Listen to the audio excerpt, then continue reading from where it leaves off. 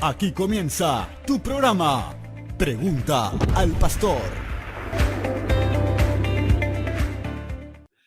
Muy buenas tardes, que el Señor les bendiga. Una vez más estamos aquí en Pregunta al Pastor. Quien les habla es el pastor Raúl Ponce y hoy tenemos un lindo programa con unos temas muy interesantes y les invito a poder compartir el canal, compartir los enlaces, darle me gusta, hacer algún comentario, dejarnos preguntas. Tenemos muchas preguntas. Se vienen una serie de programas especiales con temas muy específicos que son respuestas a preguntas que no son de fácil respuesta, valga la redundancia, porque hay preguntas que podemos de pronto exponer en unos minutos, pero hay algunas que requieren de una respuesta más consistente y con mayores argumentos. Así que sin más, comenzamos. Pregunta al pastor. Grandes bendiciones para todos. Un abrazo a la distancia desde acá del Ecuador. Bueno, pues el día de hoy quiero responder a la pregunta que hace Sandra desde Los Ríos.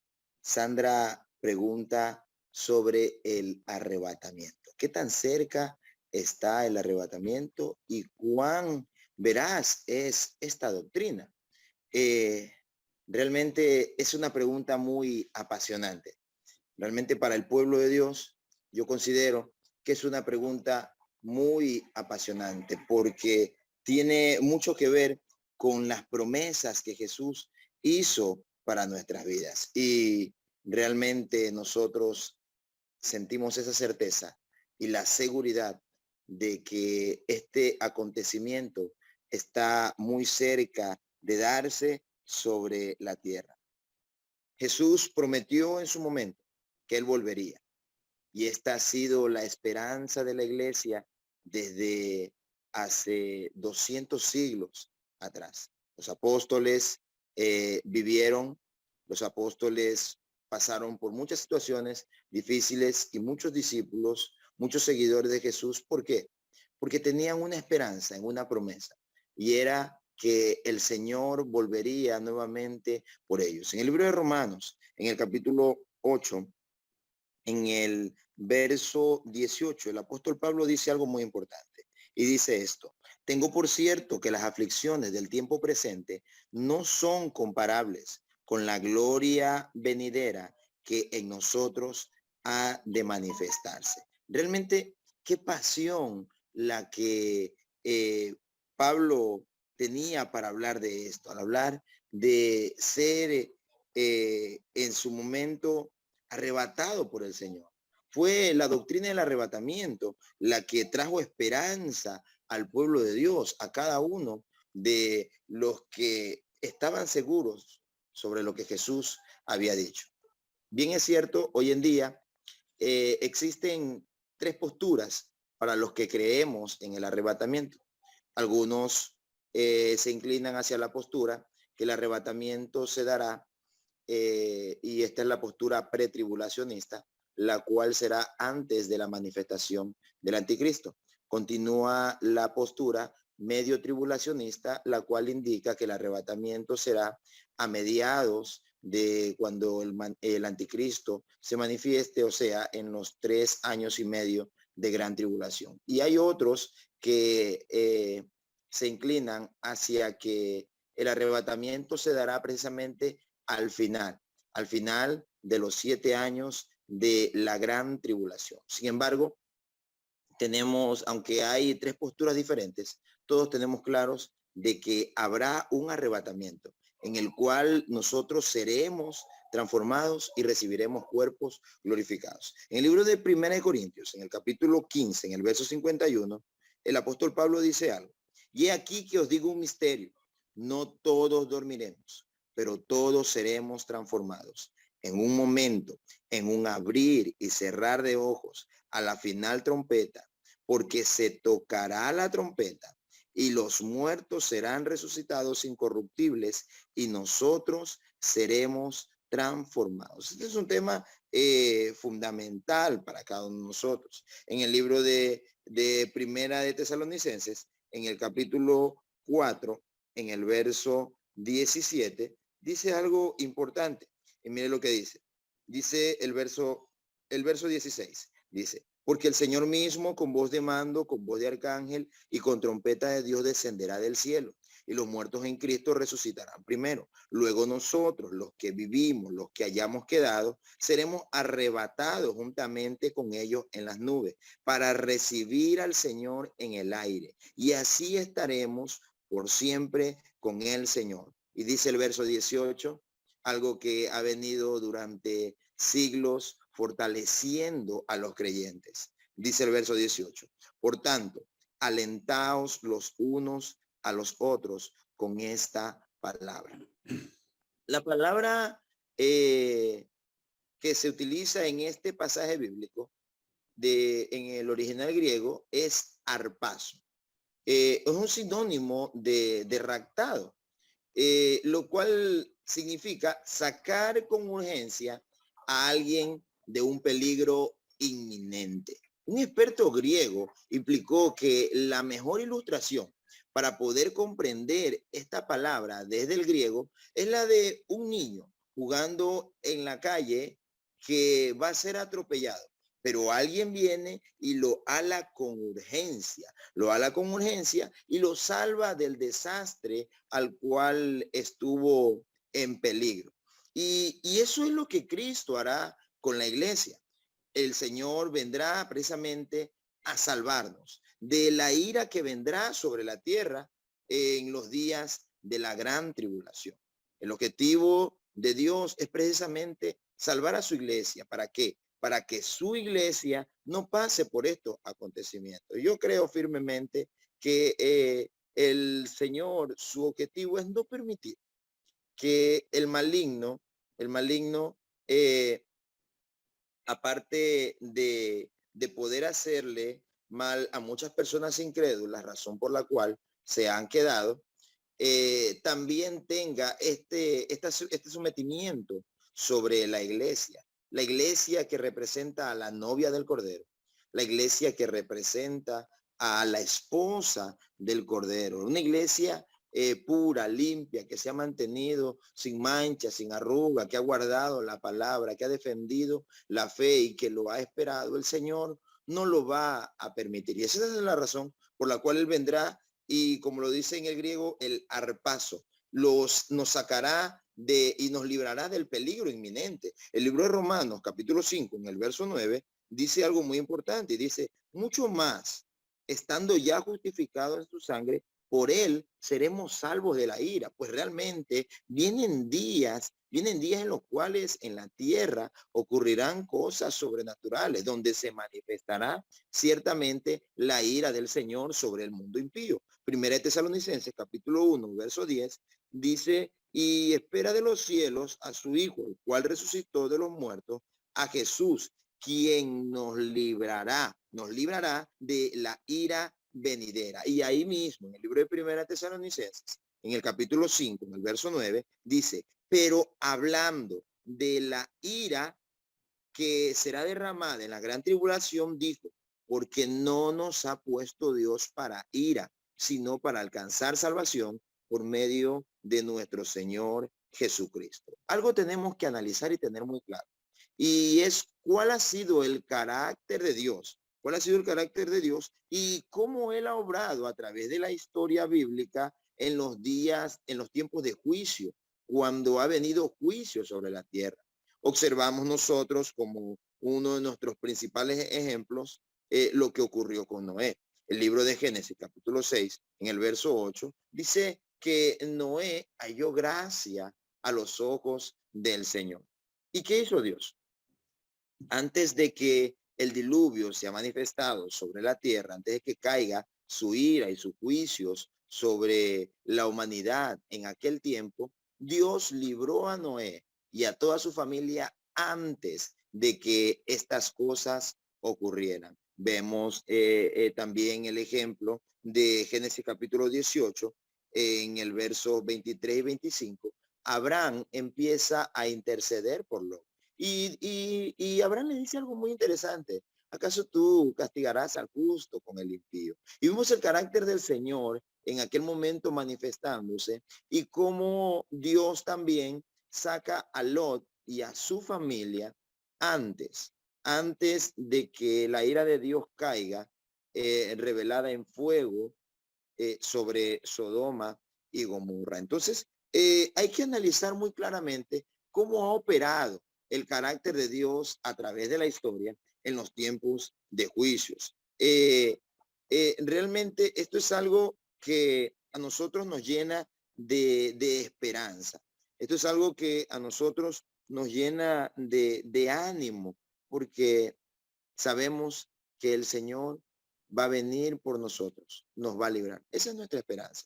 Esa es nuestra esperanza. Es lo que nos ha fortalecido a cada uno de nosotros.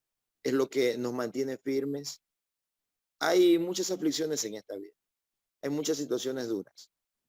Y en todas ellas el Señor nos ha fortalecido.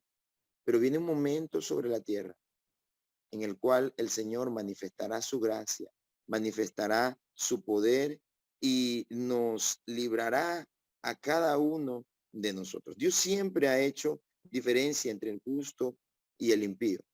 Y creo firmemente, como siempre lo digo, que no tiene sentido que un pueblo santo que se ha consagrado sea perseguido también por el anticristo, que la novia que representa la iglesia sea manoseada, por así decirlo, por el diablo. Y luego de esto, la iglesia se vaya con el Señor. El Señor vendrá a llevarse a su iglesia antes de que estas cosas acontezcan, porque Dios nos ama y nos ama con amor eterno. Esto es un tema muy apasionante, es un tema muy amplio de poder hablar, y tenemos realmente muchísimos pasajes bíblicos para poder defender las tres posiciones: pretribulacionista, medio tribulacionista o post-tribulacionista. Sin embargo, a través de la escritura encontramos, y analizando el carácter de Dios, mayor fundamento para creer en lo que conocemos también como el pretribulacionismo, o sea, el ser librado por el Señor antes de que estas cosas ocurran. Es nuestra esperanza. Sin embargo, todas estas posiciones tienen argumentos bíblicos y cada uno podemos defenderla. Lo importante es mantener la esperanza en que el Señor vendrá por nosotros a arrebatarnos antes de poder iniciar un reino milenial. Amén. Pregunta al pastor. Muy bien, realmente una bendición lo que estaba aportando el pastor Marvin acerca de este tema. Hay diferentes posturas en cuanto a la venida del Señor, todas válidas y, como él bien decía y bien expuso, todas con argumentos bíblicos. Pero quiero agregar simplemente un pequeño aporte, lo que Jesús dijo al respecto de esto en Mateo 25. Mateo 25 habla de una parábola de las 10 vírgenes, 5 que tenían, se habían preparado con aceite en sus lámparas, y otras 5 que no se habían preparado tanto. Y el mensaje de Jesús allí en Mateo 25 es a estar preparado. Y termina diciendo Mateo 25, 12, mas él respondiendo dijo: de cierto os digo, velad pues, porque no sabéis el día ni la hora en que el Hijo del Hombre ha de venir. Entonces, más allá de todas las posturas, si viene antes de la tribulación, si viene después, si viene, el mensaje de Jesús es a estar preparado ahora. Puede venir ahora, en este mismo momento, mientras estamos hablando, puede venir dentro de un rato, puede venir mañana. Lo cierto es que el mensaje de Jesús respecto a este tema es a mantener nuestra vida llena del Espíritu Santo, nuestra lámpara cargada de aceite, porque él mismo lo dice: velad. Velad es estar presto, estar preparado, estar pronto, porque dice: no sabemos ni el día ni la hora, pero de que viene, viene. Así es tremendo esto. Saben que una de las preguntas que tenemos para, ya lo dejo a modo de adelanto, de primicia para el programa, es la participación del Espíritu Santo en la salvación. Es una de las preguntas que tenemos para un programa especial, la participación del Espíritu Santo en la salvación. ¿Qué parte cumple el Espíritu Santo en la salvación? Y creo que, sin querer queriendo, como decía el Chavo, estamos teniendo ya una introducción a ese programa. Qué tremendo lo que Dios está haciendo. Pastor Marvin. Amén. Estaba olvidando un pasaje bíblico. Lucas capítulo 21, verso 26, palabras textuales de Jesús, dice: y velad pues en todo tiempo orando, que seáis tenidos por dignos de escapar de todas estas cosas que vendrán y de estar de pie delante del Hijo del Hombre. Entonces, así Amén. como Noé y Lot fueron guardados para no ser afectados por el juicio, así también Dios va a guardar a su iglesia de la gran tribulación. Y aquellos que nos mantenemos firmes, velando, Cristo nos premiará de una manera. ¿Y sabe cuál va a ser?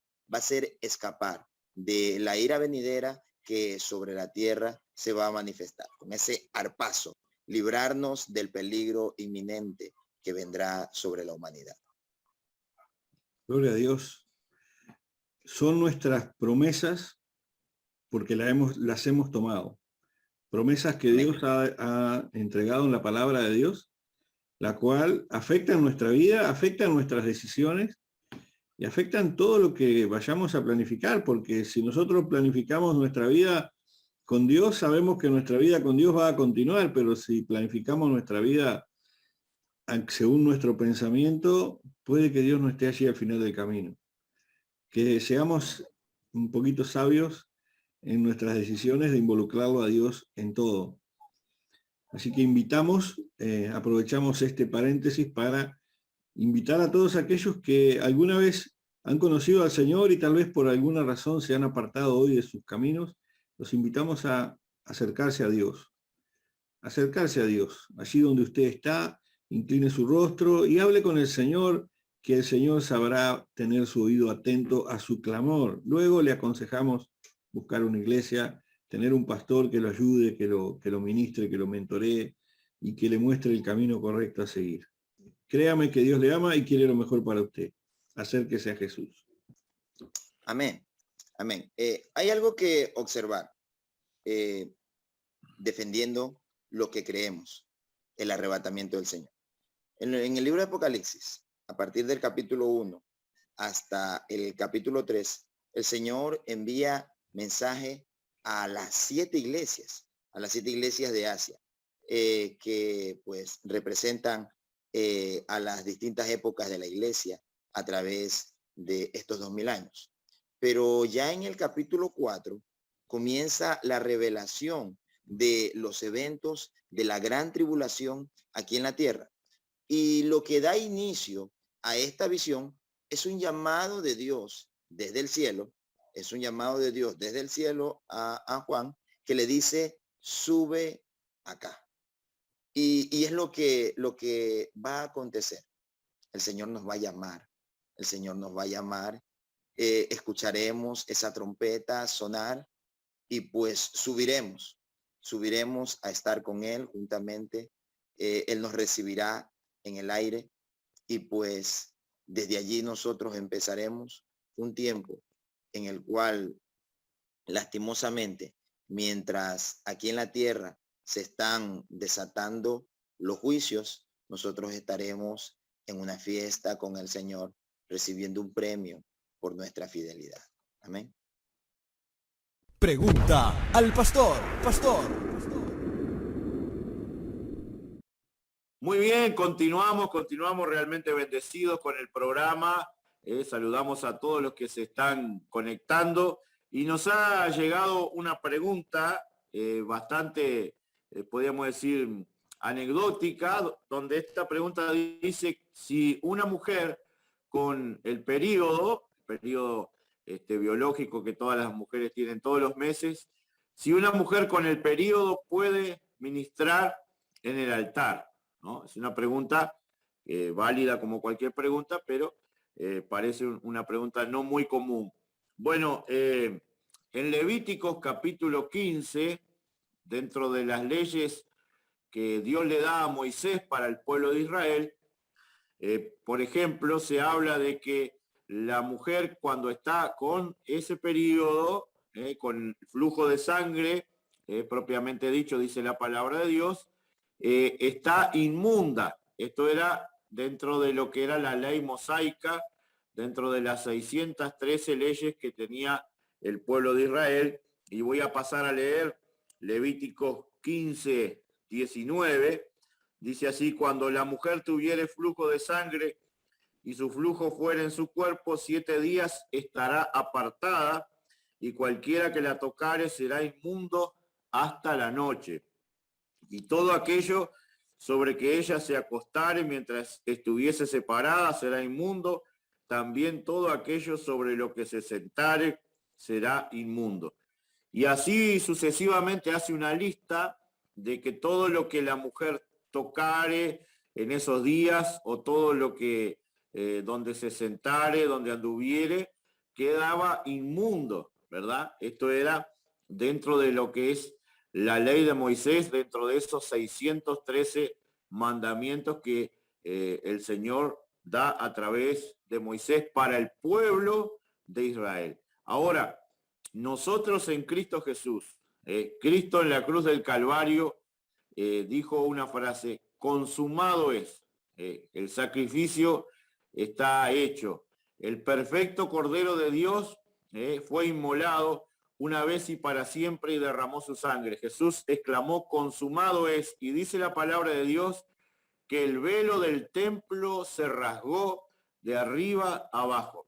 Aquello que impedía que los hombres, en general hombres y mujeres, se acercaran a Dios, aquel pacto antiguo ahora se abría para que todo el mundo pudiera acercarse a Dios a través de Jesucristo, ¿no? Entonces yo considero que en este tiempo en el cual vivimos, bajo la gracia del Señor Jesucristo, ¿verdad? Perfectamente la mujer puede ministrar en esos días que está con el periodo. Es lo que yo puedo ver a través de las Escrituras y a través de lo que Jesús hizo por nosotros, anulando, dice la palabra de Dios, el acta de los decretos que nos era contraria, ¿verdad? Y exhibiéndola en la cruz del Calvario. Entonces, Jesucristo, a través de su sacrificio, nos presentó delante de Dios a través de su preciosa sangre, para que nos podamos acercar a Dios, hombres y mujeres por igual, estemos como estemos. El asunto es un corazón arrepentido, un corazón contrito y humillado. Dice el salmista que Dios no lo desprecia. Por lo tanto, yo considero que la mujer en esos días que está con el periodo perfectamente puede ministrar. No hay registro tampoco a nivel de las cartas apostólicas referente a esto, sabiendo, como hablamos en el programa anterior sobre el ministerio de la mujer, y que había muchas mujeres que ministraban y aún que profetizaban en la iglesia primitiva, y aún mujeres que estaban a cargo de iglesias, a cargo de casas donde funcionaban como iglesias donde se predicaba la palabra. No hay ninguna tampoco instrucción acerca de esto, pero vamos a ir a la gracia del Señor Jesucristo, ¿verdad? Y yo considero que la mujer sí puede ministrar perfectamente estando en esos días con el periodo. Bueno, muy buenas tardes a toda la audiencia. Quería hacer un aporte ahí a la exposición del pastor Luis con respecto a esta pregunta que nos hacía esta hermana, preguntando si las mujeres podían ministrar estando en su periodo. Él lo expuso ahí conforme al único lugar donde se encuentra escrito en la palabra, que en realidad es en la ley de Moisés. Pero yo quería hacer un razonamiento en estos días que estamos viviendo, que cuando esas ordenanzas, los estatutos fueron dados allí, no habían toallitas higiénicas, los algodones, las telas y todas estas cosas. Creo yo que más allá de considerarse inmundo o impuro, en realidad era una cuestión de higiene, que donde la mujer se sentara o por donde anduviera, el tema de la sangre iría ensuciando todo. En aquellos días la mujer estaba por esos 7 días apartada en un lugar X, en un lugar específico, justamente por una cuestión de higiene. Y cuando se trata de ese inmundo, no suena en estos días como algo pecaminoso, sino como en realidad algo, en una cuestión realmente de higiene. Y me gusta pensar un poco sobre el tema del Espíritu Santo en nuestras vidas como mujeres, que esa figura tan pura y santa que viene sobre la vida, sobre nuestras vidas, sobre la vida de todos aquellos que fuimos sellados por el Espíritu Santo de Dios, que si fuera así en estos días, entonces en esos días el Espíritu Santo también tendría que alejarse de nosotras mujeres, si fuéramos en realidad inmundas o fuera algo considerado pecado en realidad, con el término este que los puse. Entonces, hablaba ahí el pastor Luis, que en la que Pablo menciona muchas mujeres que profetizaban y muchas mujeres que ministraban, y de hecho yo como mujer tengo que defender eso. Entonces, los días que estamos en nuestro periodo no podemos servir al Señor, no podemos profetizar, y los dones que Dios nos da se apartan de nosotros. Y no es así. En estos días tenemos el Espíritu Santo con nosotros, y el sacrificio de Jesús, que es todo suficiente, invalidó todas estas cosas en nuestras vidas, y hoy tenemos total libertad de servir al Señor y de hacer todas nuestras labores, porque de verdad nosotras mujeres que trabajamos y cumplimos otros roles, no podemos decir que no podemos ir a trabajar por 7 días porque estamos con nuestro periodo. Tenemos que continuar nuestra vida normal, y creo yo que en el altar del Señor es de la misma manera. Tremendo esto, porque mientras hablaba yo pensaba, ¿no? ¿Cómo puede ser que el Dios creador del cielo y de la tierra, dueño de todas las sapiencias habidas en la historia, no le dio la solución al hombre en el momento adecuado para ese problema? O sea, ahí a nosotros nos queda claro, cuando nosotros hacemos una investigación sobre alguna de las leyes y nos encontramos con que hay una cuestión natural y no divina en la negación o en la limitación de la mujer en el periodo de la ley, en el tiempo de la ley. Dios que creó el organismo humano, Dios ya sabía cómo iba a reaccionar. Dios creó al cuerpo humano perfecto. El endometrio, que es lo que forma la parte del útero que se renueva todos los meses, fue creada toda esa zona del útero para poder recibir un óvulo y que sea fecundado y se genere la vida. Y el hombre se unirá a su mujer y se multiplicarán. Es lo que Dios le dijo a Adán y a Eva. Entonces, como esa parte no está funcionando, no está cumpliendo su función durante todo el mes, porque no todos los meses una persona se va a estar embarazando, porque no sería lógico, ¿no? El organismo naturalmente expulsa todo el material que no utiliza y lo renueva. Y vuelve a crear todo nuevo. Y esa obra la hizo Dios. O sea, Dios creó el organismo de esa manera. Dios creó, cuando nosotros nos acercamos a un agente alérgeno, estornudamos o tenemos una reacción alérgica, porque Dios creó el cuerpo de esa manera para que reaccione ante cosas que pueden darnos determinadas debilidades. En el caso puntual del periodo menstrual, no es algo ni diabólico ni inmundo, como dice el texto antiguo de la Biblia, sino que es algo natural de la mujer. Incluso luego del parto, toda la cavidad se renueva, toda. Entonces se expulsa absolutamente todo y tenemos diferenciaciones de tiempo. En el periodo en el cual mes a mes la mujer va teniendo su renovación natural, dura entre 4, 5 a 7 días, algunos más o menos, y en el tiempo de que la mujer ya es parturienta, después de que nace el bebé, ese periodo de limpieza y purificación, porque hay heridas que se forman, hay desgarros que se forman, toda esa recuperación dura más de 30 días.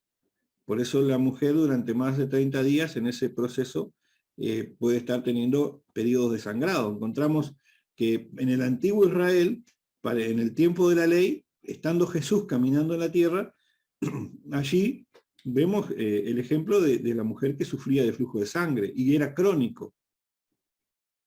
Y era crónico. Y sabemos que existen casos crónicos de esos.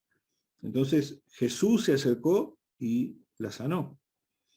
Tenemos también que en Hechos de los Apóstoles, Dios le revela al apóstol Pedro que le muestra a todos los animales inmundos que para el pueblo de Israel era prohibido tocar y acercarse.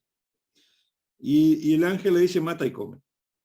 Entonces le dice, no, Pedro le dice al ángel, no, porque yo no he comido nada, nunca he tocado nada común o inmundo o impuro. Entonces Dios le dice, lo que yo santifico, tú no lo llames de común ni de inmundo. Y si Dios le dijo eso a Pedro por unos simples animales, ¿cuánto más para su preciada creación, que es la mujer? Y el hombre, obviamente. Entonces creo que necesitamos, como dijimos en el programa sobre el judaísmo, resetear el chip religioso que tenemos y vernos como Dios nos ve. Ese es mi aporte sobre el tema. Pastor Marvin, ¿qué ibas a decir? Bueno, sobre lo que usted estaba hablando, ¿no? Hechos capítulo 10, 15, la Biblia dice que el Señor le responde a Pedro, no llames inmundo a lo que yo ya santifiqué, o sea, lo que ya Dios limpió, ¿para qué llamarlo inmundo? El problema que tenían las personas en aquel tiempo y por lo cual el Padre tuvo que enviar a su Hijo a cumplir la ley y Él la cumplió toda en esta tierra, es porque el hombre no entendió. El hombre no entendía los propósitos de la ley de Dios para con el hombre. En programas anteriores hablábamos sobre estos temas de la ley, ¿no? Hoy también estamos hablando sobre el arrebatamiento de la iglesia hace un momento. Y qué ilógico sería si una mujer estuviera en estos días de menstruación y el Señor viene por su iglesia, entonces siendo catalogada inmunda, como muchos la tienen en este periodo, quiere decir que se quedaría.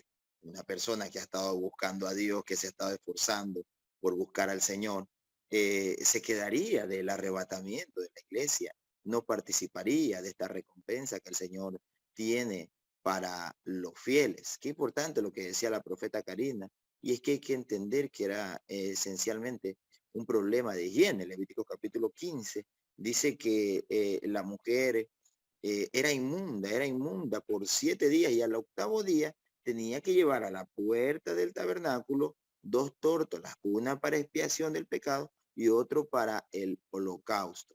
Que quiere decir que si estuviéramos en la ley todavía, el pastor cada mes tuviera que ofrecer un sacrificio por cada mujer, ¿cierto? Si estas cosas fueran así. Pero Efesios capítulo 2, en el verso 5, dice algo muy claro.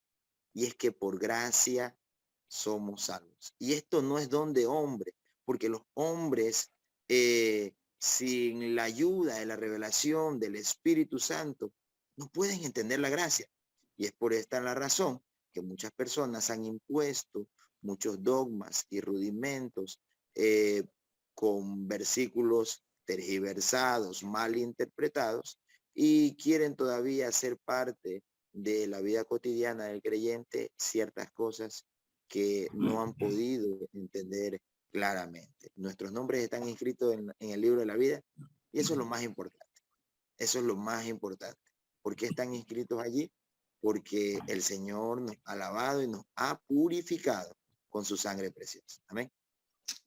Pregunta al pastor. Sí, agregar también, Primera de Corintios capítulo 11, allí el apóstol Pablo da instrucciones acerca de cómo las mujeres debían conducirse en la iglesia, con sus esposos, en fin, y no hace mención alguna de este tema, ¿no? Da varias instrucciones. Si fuera tan importante o tan excluyente este tema, estamos hablando de Pablo, que él se denomina judío de judíos, hebreo de hebreos, criado, instruido a los pies de Gamaliel, ¿no? Sin embargo, fue enviado a predicar a los gentiles, ¿no? Y allí en 1 Corintios capítulo 11 no hace ni una sola mención de este tema. Si fuera tan importante o tan excluyente, yo creo que el apóstol tendría que haberlo mencionado en sus cartas o en sus instrucciones apostólicas, ¿no? Por lo tanto, vuelvo a lo que dijimos al principio y a todo lo que ustedes están exponiendo excelentemente. La mujer sí puede ministrar en esos días. Por supuesto, porque Dios no hace acepción de personas. Eso es algo que nosotros necesitamos recordar siempre, y algo que puede sonar un poco chocante, pero ese es un privilegio que solo tienen las mujeres. Y con esto le quiero dar de pronto un bálsamo al corazón entristecido de algunas mujeres que sufren, porque a veces hay hermanas que sufren mucho por esta situación. Entonces, les quiero decir que es un don de Dios, no una maldición como algunos creen. ¿Por qué es un don de Dios? Porque mes a mes tu cuerpo se está preparando para recibir una vida. La mujer y el hombre fueron creación de Dios. Los únicos dos sexos creados por Dios fue el hombre y la mujer. Y a la mujer le dio la capacidad de multiplicar en sí misma la vida, con obviamente la participación del hombre. Más allá de los adelantos de la ciencia, ¿verdad? Para algunos casos puntuales en los cuales sabemos que algunas cuestiones hormonales o genéticas impiden que el hombre pueda reproducirse, al igual la mujer. Pero el cuerpo de la mujer fue creado por Dios de tal manera que se prepara todos los meses se prepara para recibir la vida. Y la vida es un don de Dios. O sea que la mujer es portadora de uno de los dones más maravillosos que hay en este mundo, y es la capacidad de dar vida. Así que bendecimos a las mujeres, y también le pedimos a Dios que si usted sufre en sus periodos menstruales y sufre de pronto ser censurada en la iglesia por esto, que no se sienta censurada y que su pastor entienda que usted es una persona. Que Dios la ama y que Dios la creó de esa manera. Entonces, que Dios pueda también sanar las heridas por de pronto ser censurado, y también poder quitar algunos malestares causados por esto. Hemos escuchado muchos testimonios de muchas hermanas, muchas mujeres, aún no cristianas, que Dios les ha sanado y han pasado sus periodos naturales de forma simple y sin mayores preocupaciones. Así que bueno, bendecimos a la mujer, a su ministerio, a su llamado y a su naturaleza. Pregunta al pastor. Bien, bueno, continuamos contestando las preguntas y tengo para responder en esta noche la pregunta de un oyente desde Buenos Aires que nos pregunta ¿qué pensamos nosotros sobre la predestinación y el libre albedrío? Yo preparé algo, voy a exponer y después le voy a dejar a los panelistas que también puedan participar a ver qué piensan ellos, porque si bien esta pregunta la voy a contestar, la pregunta era qué pensamos nosotros, los del panel, los del programa, sobre este tema. Y para poder contestar esta pregunta, en realidad necesitamos saber qué significan ambas palabras, lo que significa predestinación y lo que significa libre albedrío, porque a veces en la mala interpretación podemos confundir y poner estas dos cosas como contradictorias, poner predestinación versus libre albedrío. Y en esta tarde-noche, queremos traer claridad en este asunto a muchas personas que, no solo esta persona que nos ha hecho la pregunta, pero que también hay muchas personas que tienen una cierta confusión con este tema. Y la palabra predestinación significa ordenar o determinar anticipadamente algo que ha de suceder. Y bíblicamente Dios tiene toda potestad y en su soberanía de conocernos lo suficiente como para saber lo que va a suceder con cada uno de nosotros. De hecho, la Biblia está también compuesta de muchas historias de que Dios predestinó a alguien para salvar al pueblo, allí Moisés, Jesús y muchos otros hombres y mujeres de Dios. Pero curiosamente en la Biblia solo aparece textualmente esta palabra mencionada así, predestinación, cuando se refiere a la salvación. Allí en Romanos capítulo 8, versículo 29 y 30, dice que Dios determinó que ciertos individuos serían conformados a la semejanza de su Hijo, llamados, justificados y glorificados.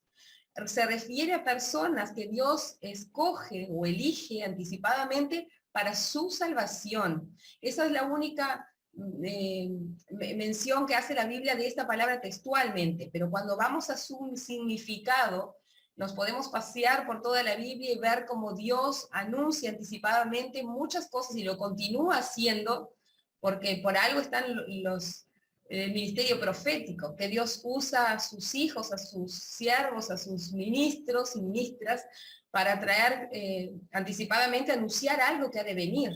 O sea que no es en realidad contradictorio como se expone con el libre albedrío. Y cuando hablamos de libre albedrío, en realidad esa palabra sí, textualmente, no aparece en la Biblia.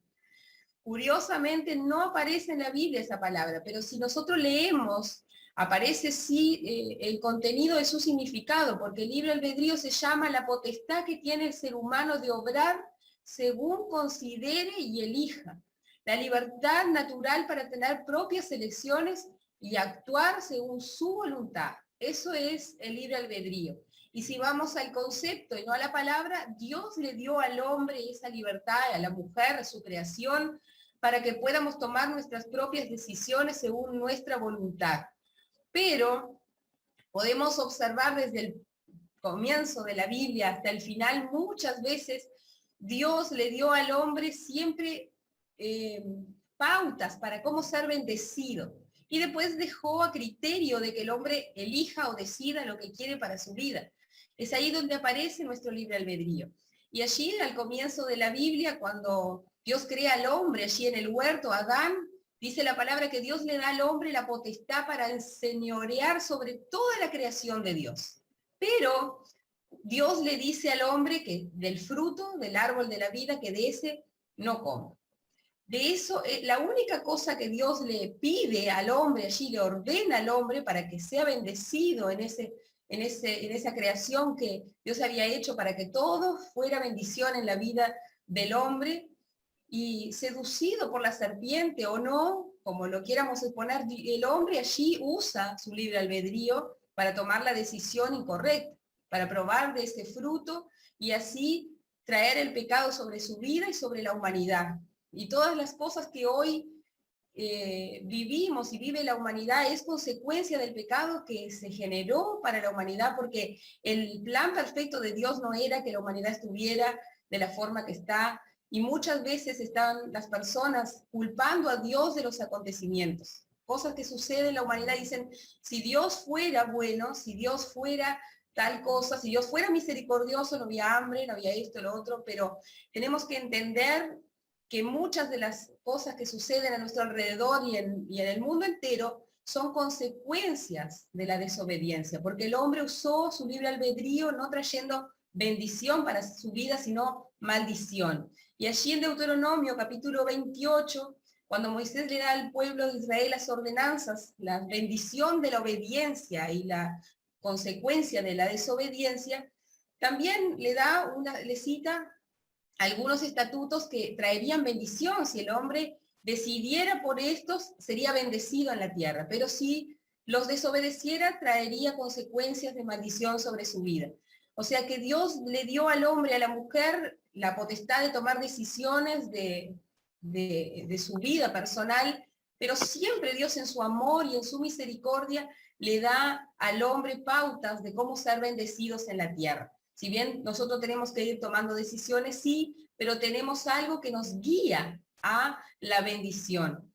Y ahí en Mateo capítulo 22, versículo 14, hay un texto que quiero cerrar mi exposición con esto, que es la parábola allí de las bodas que refiere Jesús.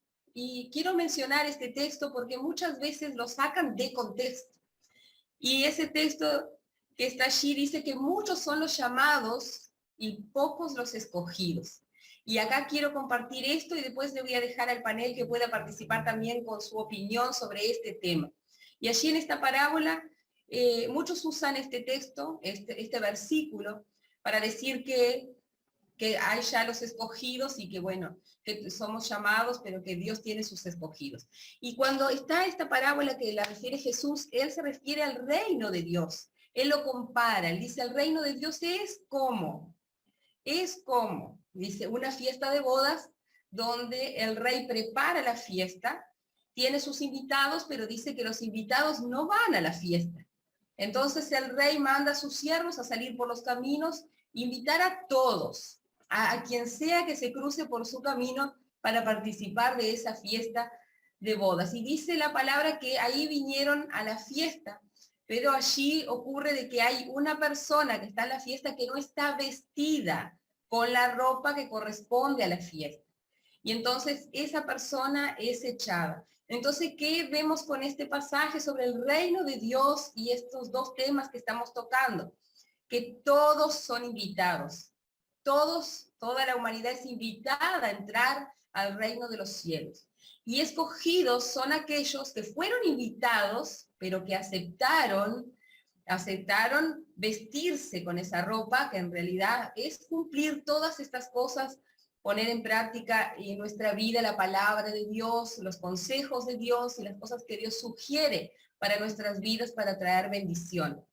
O sea que somos todos invitados, todos somos llamados, pero pasan a ser escogidos aquellos que aceptan la invitación y están dispuestos a cumplir con lo que se le pide a través de su palabra.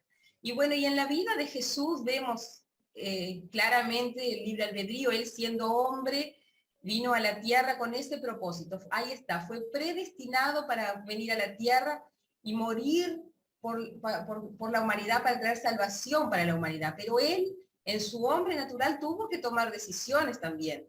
También tuvo que usar del libre albedrío de su humanidad para poder ir tomando decisiones. Pero el Señor Jesús fue ejemplo de eso. Él tomó siempre decisiones que estuvieran en la voluntad de su Padre, en la voluntad de Dios. Allí en el Getsemaní, cuando él estaba agonizando, él dijo, Señor, si es posible, pasa de mí esta copa, pero que no sea hecha mi voluntad, sino la tuya.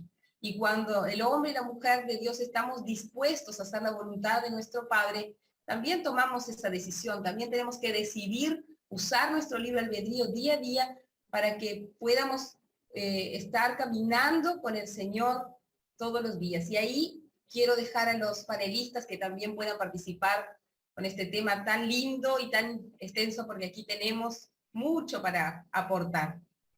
Tremenda exposición, excelente, muy buena, muy completa. Hay mucho para poder aportar sobre esto. Realmente es una discusión que ha venido desarrollándose a lo largo de la historia. Hay varias ponencias, hay varias posturas. Digamos que hay tantas posturas como cabezas pensantes. El hombre fue el que entendió mal la salvación. El hombre entendió mal la salvación y se fue tras sus propias ideas, tras sus propios dioses, construyó dioses ajenos, mejor dicho, construyó para sí dioses y después tomó para sí dioses ajenos, desviándose así de un plan perfecto o de una estrategia única que Dios le había dado al hombre para salvarse. Y Dios siempre estuvo presente en la salvación del hombre, lo vemos a lo largo de toda la historia. Grandes hombres de Dios han sido salvados y librados de tremendas situaciones y tormentos, y hoy en Jesucristo nosotros tenemos la salvación del tormento mayor de todos los tiempos, que es la condenación eterna. Hoy en Cristo Jesús tenemos la salvación de la condenación eterna. Y ahí nosotros tenemos la opción de decidir por qué camino vamos a tomar. Bien, quiero aportar algo respecto a este tema. Segunda de Tesalonicenses 2:13 dice, pero nosotros debemos dar siempre gracias a Dios respecto a vosotros, hermanos amados en el Señor, de que Dios os haya escogido desde el principio para salvación, mediante la santificación por el Espíritu y la fe en la verdad. Escogidos para salvación, escogidos para predestinación, escogidos para vivir en santidad, mediante la santificación por el Espíritu Santo. O sea que ambas cosas coexisten perfectamente. Hay dos grandes doctrinas respecto a esto.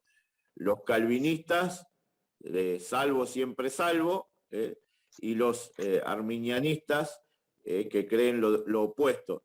Entonces, yo creo que ambas cosas coexisten perfectamente, porque fuimos predestinados para vivir en santidad, aquí lo dice claramente la palabra, pero yo decido, como decía el apóstol Raúl recién, yo decido si quiero vivir en esa santidad para Dios, yo decido si quiero apartarme y vivir para Dios o no. Es una decisión la cual Dios va a respetar.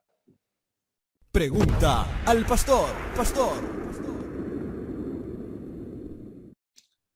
Muy bien, continuamos en esta tarde con este maravilloso programa de Pregunta al Pastor y hemos tratado algunas situaciones muy importantes y traído luz a algunos temas que realmente es necesario tenerlos claros. Y uno de los grandes temas controversiales dentro de lo que es el cristianismo, la iglesia, la fe, la religión, es el tema del dinero.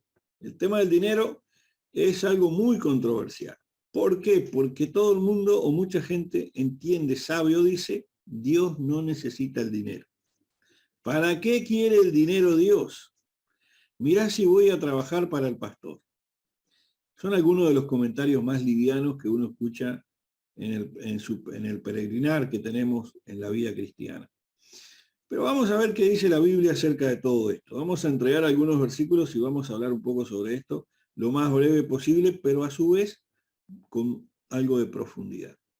En Génesis 4:3 dice la Biblia lo siguiente: y aconteció andando el tiempo que Caín trajo del fruto de la tierra una ofrenda a Jehová, y Abel trajo también de los primogénitos de sus ovejas, de lo más gordo de ellas. Y miró Jehová con agrado a Abel y a su ofrenda, pero no miró con agrado a Caín y a la ofrenda suya.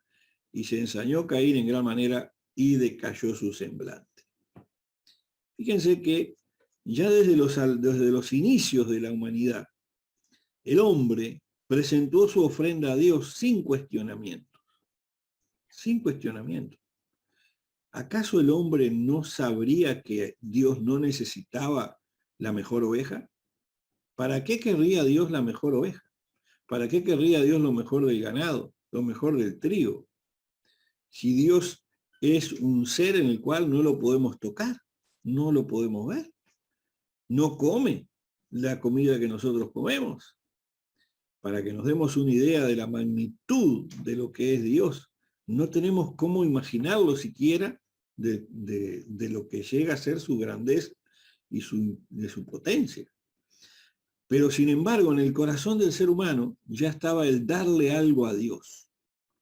En darle algo a Dios. Qué importante es que hubo allí, desde el inicio de la creación, hombres que entendieron que había que llevarle algo a Dios, pero no porque sí o porque Dios lo necesitara, sino en señal de agradecimiento. Y yo quiero que usted me entienda en esto. La ofrenda es una señal de agradecimiento. ¿Vio que cuando usted está contento, usted de pronto sonríe? Digamos que la ofrenda es como sonreírle a Dios. Usted está agradecido porque Dios lo bendice, le permite la salud, le permite el trabajo, le permite disfrutar de sus bienes materiales. En agradecimiento le ofrenda a Dios. En Deuteronomio 16:16 dice lo siguiente: y ninguno se presentará delante de Dios con las manos vacías, cada uno con la ofrenda de su mano conforme a la bendición que Jehová Dios le hubiere dado. ¡Wow! Esto es tremendo. Cada uno de los que se presentara delante de Dios debía presentarse delante de Dios con una ofrenda y no con cualquier ofrenda. Hay una salvedad en cuanto a la ofrenda acá y dice: conforme a la bendición que Jehová tu Dios te hubiere dado. O sea, si Dios le dio mucho, la ofrenda tiene que ir en proporción de lo que Dios le hubiera dado. Esa era su forma de ofrendar. Esa es la forma en la cual Dios estableció allí en ese tiempo que debía ser presentada la ofrenda. Muchas veces hemos visto sobre el tema de la ofrenda, por ejemplo, que se ofrenda cualquier moneda o cualquier billetito. Como también hemos visto casos extremos en los cuales algunos le ponen precio a la ofrenda. Ponerle precio a la ofrenda me parece una falta de respeto a la inteligencia humana. Ni que hablar un pecado. ¿Por qué? Porque ni siquiera Dios le puso precio a la ofrenda. En toda la Biblia no hay un precio para la ofrenda voluntaria. No hay, porque es voluntaria. Al ser voluntaria no hay un precio, pero sí Dios nos da un indicio de cómo debe ser esa ofrenda. De cómo debe ser esa ofrenda. Y uno de los indicios es que debe ser conforme a la bendición que Dios le dio. O sea que si el hombre es prosperado, el hombre, a medida que va prosperando, va ofrendando. Y allí tenemos, por ejemplo, cuando Jesús está en el templo y aparecen los acaudalados trayendo sus grandes ofrendas al templo. Y la gente se maravillaba de la gran cantidad de dinero que ofrendaban al templo. Sin embargo, Jesús les dice, ellos dan de lo que les sobra. Y eso está bien, porque están cumpliendo con este versículo de Deuteronomio 16:16. Están ofrendando de la bendición que Dios les dio. Sin embargo, atrás o detrás aparece una mujer trayendo una simple moneda. Y Jesús le dice, esta fue la que dio más. ¿Por qué? Porque dio todo lo que tenía. Dio de su sustento, dio de lo que tenía. Yo recuerdo en la antigüedad una viuda que estaba allí, que recibió a un profeta en su casa, y esa viuda, cuando se sentó el profeta en la mesa, el profeta le dice, dame de comer a mí primero. Y la viuda le dice, lo único que tengo es un poquito de harina y un poquito de aceite para hacer un pan para mí y para mi hijo y después morirnos de hambre. Y el profeta le dice, dame a mí primero. Y la mujer prepara la masa y le da al profeta. Y Dios bendice y multiplica el dinero y la economía de aquel hogar a partir de ese día. ¿Por qué?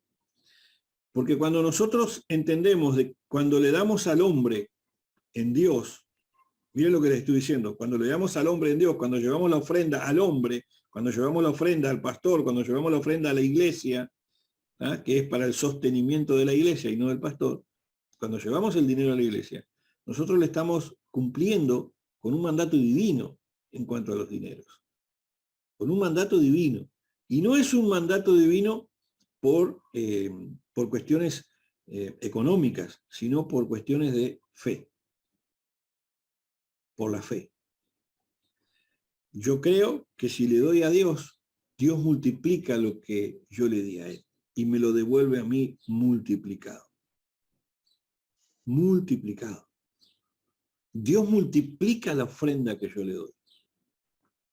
Dios multiplica la ofrenda. Allí en Segunda de Crónicas, capítulo 31, versículo 10, en la versión de la Biblia de las Américas, dice, y el sumo sacerdote Azarías, de la casa de Sadoc, le dijo, desde que se comenzaron a traer las ofrendas a la casa del Señor, hemos tenido bastante para comer y ha sobrado mucho, porque el Señor ha bendecido a su pueblo y esta gran cantidad ha sobrado. ¡Wow! Fíjense el poder que tiene la ofrenda. Algunos dicen que ya le dan bastante a Dios. Yo conozco gente que ofrenda siempre la misma cantidad de dinero. Yo conozco gente que siempre pasan la semana, los meses y los años y no ofrenda un centavo más que eso. Y dicen que esa es su ofrenda a Dios. Está mal. Si yo tomo en cuenta que la Biblia me dice que debo ofrendar conforme sea prosperado, y por fe y por obediencia, yo quisiera que esas personas que ofrendan siempre de lo mismo, analicen esto a la luz de la palabra y reconsideren su proceder. ¿Por qué? Porque no está en la cantidad, sino en la actitud. La bendición de la ofrenda no es en que yo di más o di menos, sino por qué doy. ¿Por qué lo estoy haciendo? ¿Lo estoy haciendo en un acto de obediencia, en un acto de fe, o lo estoy haciendo por obligación? La bendición de la ofrenda no está en la obligación. La bendición de la ofrenda está en la obediencia. En la obediencia. Algunos esgrimen algunas excusas o argumentos diciendo que diezman y que Dios les va a multiplicar el dinero porque ellos diezman. Bueno, la Biblia no dice que Dios multiplica el dinero por el diezmo. La Biblia dice que Dios multiplica el dinero por la ofrenda. Al 30, al 60 y al 100 por uno. Al 30, al 60 y al 100 por uno. Sin embargo, no lo dice eso en cuanto al diezmo. En cuanto al diezmo dice que el que no diezma le roba a Dios. En esto Dios es tajante. El que no diezma le roba a Dios. Cuando se diezma y se lleva el alimento a la casa de Dios, que es la ofrenda, dice que Dios multiplicará y habrá lo suficiente y habrá abundancia para que sobre. En el Salmo 96:8 dice, dad a Dios la honra debida a su nombre, traed ofrendas y venid a sus atrios. Y venid a sus atrios. Entonces yo le quiero decir en esta tarde a Roxy que nosotros necesitamos llevar nuestra ofrenda a la casa de Dios. No por un acto meramente religioso, sino por un acto de fe y de obediencia al Señor. De fe y de obediencia al Señor. Lo que vaya a hacer la organización de la iglesia con el dinero no es asunto nuestro. No es asunto nuestro. Algunos piensan y piensan con algunos argumentos válidos del mal uso del dinero. Pero no todos hacen mal uso del dinero. No todos. Y cada uno va a dar cuenta a Dios de cómo administra los dineros de la iglesia. Cada uno daremos cuenta a Dios de cómo lo hacemos. En nuestro caso, y los que nos conocen saben que nosotros no hacemos un mal uso del dinero. Tenemos un equipo administrativo que lleva el control de todos los dineros que entran en la iglesia. ¿Por qué? Porque así entendemos que le damos transparencia a todo. Porque estamos hablando de dinero. Y el dinero le cuesta a todo el mundo. A todos nos cuesta el dinero. También la palabra del Señor dice que Dios le da al que más dio. Y Dios le perdonó y más amó a quien más se le perdonó. Tengamos en cuenta la obra que Dios hace a través de esto. No es simplemente un acto humano, natural, de llevar dinero a la iglesia. Hay un trasfondo espiritual, hay un trasfondo también espiritual de maldad que se mueve para que usted no ofrende y no diezme. El diablo nunca va a querer que usted cumpla con este requisito, porque cuando usted no ofrenda y no diezma, quédese completamente tranquilo de que habrá un espíritu de maldición en la economía que siempre le va a estar robando el dinero. Usted va a estar invitando a un ladrón a su economía. Y eso todos aquellos que ofrendamos y cumplimos con el Señor, lo hemos vivido y lo hemos experimentado. La abundancia y no la escasez. Allí en la palabra del Señor en Lucas 6:38, porque alguno podrá decir, sí, pero usted me está presentando versículos del Antiguo Testamento. Bueno, Lucas 6:38 dice, dad y se os dará. Medida buena, apretada, remecida y rebosando. Darán en vuestro regazo, porque con la misma medida con que medís, os volverán a medir. O sea que está hablando de que yo voy a recibir y va a haber abundancia, voy a recibir tanto que va a rebosar, la voy a recibir yo, pero la voy a recibir después de que doy. Dad y se os dará. No es al revés. No, yo necesito tener para poder dar. No es eso lo que enseña el principio bíblico de la ofrenda. Yo tengo que dar para poder recibir. Yo tengo que dar para poder recibir. Cuando yo doy, estoy honrando a Dios. Proverbios 3:9 dice, honra a Jehová con tus bienes y con las primicias de todos tus frutos. Y 2 Corintios 9:10 dice, y el que da semilla al que siembra y pan al que come, proveerá y multiplicará vuestra sementera y aumentará los frutos de vuestra justicia. Tenemos muchos argumentos en la palabra de Dios para entender el principio de la ofrenda y que debemos darla. ¿Dónde debemos darla? Debemos darla en la casa de Dios. Como leímos hace unos minutos, allí el sumo sacerdote Azarías de la casa de Sadoc dijo, desde que comenzaron a traer las ofrendas a la casa del Señor, Hemos tenido bastante para comer y ha sobrado mucho porque el Señor ha bendecido a su pueblo y esta gran cantidad ha sobrado. ¿A dónde van las ofrendas? A la casa del Señor. ¿Está mal ayudar económicamente a los pobres y a otro que esté fuera de la iglesia? No, no está mal, pero no es la ofrenda. No es el principio que Dios bendice. Dios bendice al que da con alegría. Darle al necesitado, darle al pobre, darle a la huérfana, darle a la viuda o al huérfano. Sí, está bien, darle a los necesitados, claro que sí. Pero el principio de la ofrenda en el templo es otra cosa. Hay un principio de ofrenda, hay un principio de bendición en la ofrenda y está en el templo. En el templo. Dios va a bendecir y Dios va a multiplicar y Dios va a sorprenderte cuando entiendas que el orden establecido por Dios es el que nos bendice y ese es el que Dios respalda. Todo lo demás es parte de nuestro peregrinar. Jesús le dijo a sus apóstoles, a los pobres siempre los tendréis con ustedes para ayudarlos. Siempre. O sea que siempre vamos a tener oportunidad de ayudar a los necesitados. Pero nuestra ofrenda va al templo. Con esto respondo la pregunta para Rosy de Ecuador y espero haberle sido de utilidad. Que el Señor les bendiga. Bueno, y damos gracias a Dios por haber podido estar esta tarde con ustedes. Gracias a los panelistas que nos han acompañado en el día de hoy. Oramos por vuestras vidas. Recuerden dejarnos sus preguntas. Pueden enviarnos mensajes privados a través de las redes sociales y hacernos llegar sus preguntas o algún tema para tratar. Recuerden que tenemos temas muy grandes y muy fuertes que vamos a tratar en los siguientes programas. Esté atento a Pregunta al Pastor. Que el Señor le bendiga. Bueno, agradecemos a Dios por esta tarde y noche haber podido tratar de responder las preguntas que nos han llegado. Les motivamos a seguir compartiendo, dale like, suscríbete a la página en YouTube, en Facebook, activa la campanita y te llegarán las notificaciones de cada programa que se realice de Pregunta al Pastor. Un abrazo a la distancia y nos vemos en el siguiente programa. Muy bien, esperamos haber sido de bendición y haber respondido a las inquietudes de la teleaudiencia.